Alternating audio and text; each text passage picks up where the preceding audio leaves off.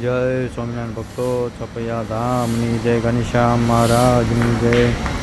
આ તમે જો ભક્તો, છપૈયા ધામમાં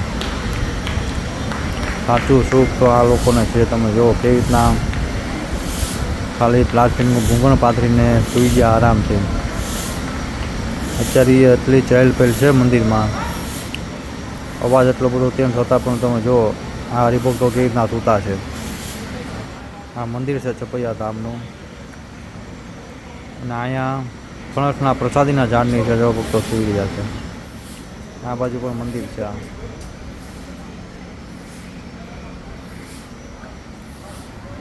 ધન્યવાદ છે હરિભક્તોને કે આવી રીતના કોઈ પણ સુખ સુવિધા વગર મંદિરમાં સૂઈ ગયા। આપણને તો એસી વગર ઊંઘ ન આવે, આપણે પણ આવા હરિભક્તોમાંથી શીખવાનું છે। જય સ્વામિનારાયણ।